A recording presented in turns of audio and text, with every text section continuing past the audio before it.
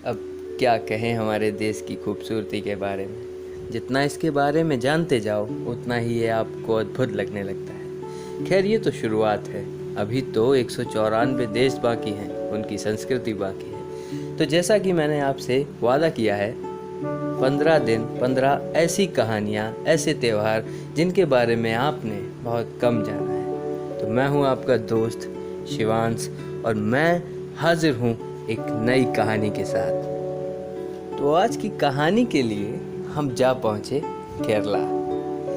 केरला के उत्तर मलबार में एक अनुष्ठान होता है। 2000 साल पुरानी रीति और विधिवत तरीके से मनाए जाने वाले इस अनुष्ठान का नाम है तेयम। जी हाँ, तेयम। इसको अलग अलग नामों से भी पुकारा जाता है, जैसे तेयाटम, तीरा। इस त्योहार में शामिल होने वाले ज़्यादातर लोग निचली जाति के होते हैं। कहने का अर्थ है ये त्योहार कबीला समुदाय के लोग मनाते हैं। इस अनुष्ठान में लोग तरह तरह के वेशभूषा धारण करते हैं, जिनको ही तेयम कहते हैं। तेयम को भगवान के प्रतिरूप मानते हैं और इनसे आशीर्वाद लेते हैं। तुलुनाडु इलाके में इसको भूत कोल कहते हैं। अब जानते हैं इसके इतिहास के बारे में। ऐतिहासिक हिसाब से परशुराम ने ही कट्टम, पुरवेला और देवाटट्टम अथवा तेयाट्टम जैसी कला रूपों को उत्तर मालाबार में स्थापित किया था। उन्होंने ही की उत्पत्ति का मलयर, बड़ान, वेलर जैसी आदिवासी समुदायों में तेयम के निष्पादन की जिम्मेदारी सौंप दी थी। यह अनुष्ठान, जिसमें चढ़ावे के रूप में शराब, मांस आदि का इस्तेमाल किया जाता है, मंदिरों में ब्राह्मणों द्वारा किए गए सात्विक अनुष्ठानों में के साथ अस्तित्व का दावा लेती है।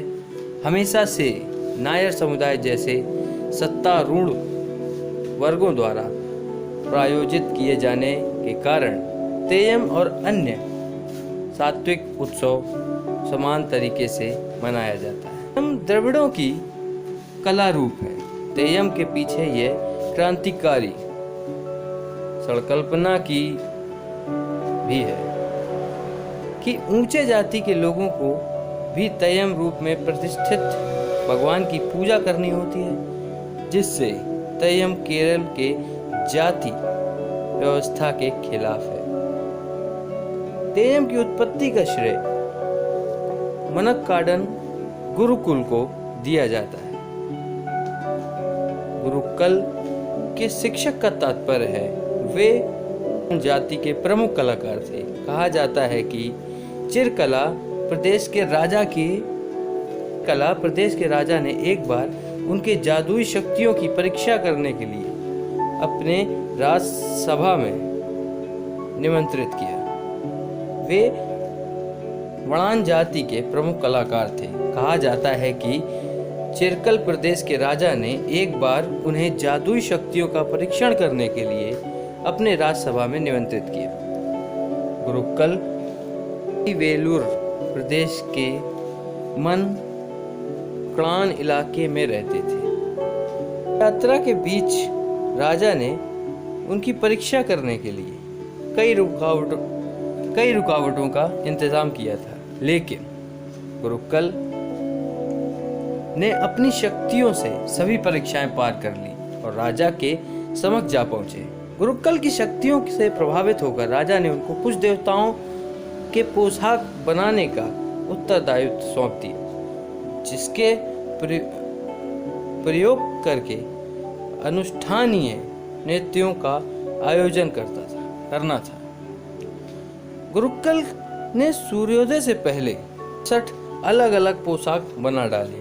उनके प्रभुत्व से प्रभावित होकर राजा ने गुरुकुल को की उत्पत्ति प्रदान की। तेयम के वर्तमान रूप के पीछे यही इतिहास है। इतना कुछ जानने के बाद अब अगर उस पोशाक के बारे में नहीं जाने जो तेयम की मूल आधार है तो क्या जाने। तो अब जानते हैं तेयम कलाकार की पोशाक के बारे में। हर एक तेयम की पोशाक एवं मुख्य अलंकार उसके इतिहास एवं कहानी पर निर्भर होती है, जो उस प्रत्येक तेयम के भाव शैली के बारे में हमें सूचना देती है। विभिन्न तरीके के रंग पदार्थों के इस्तेमाल से कलाकार खुद ही अपनी पोशाक की तैयारी करते हैं। ज़्यादातर पोशाक नारियल पत्तों के आवरण को काटने के बाद काले, लाल और सफ़ेद लगा के बनाए जाते हैं, जिन पर अनेक चित्र बनाए जाते हैं। ताजे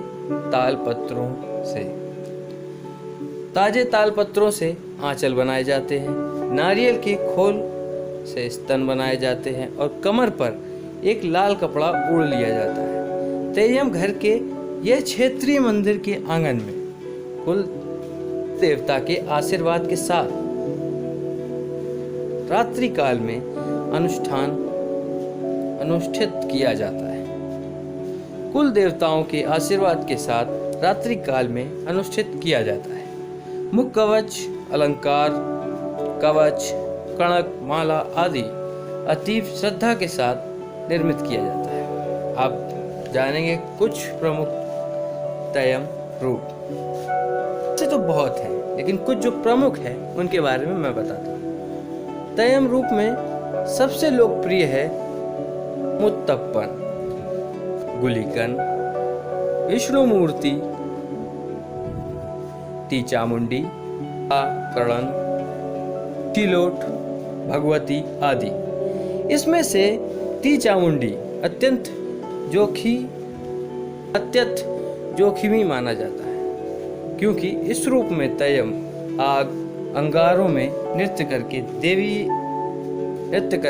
दैवीय माहौल बना देता है। तो कैसी लगी कहानी कमेंट में ज़रूर बताएं, और वीडियो अच्छी लगी हो तो लाइक कर दो,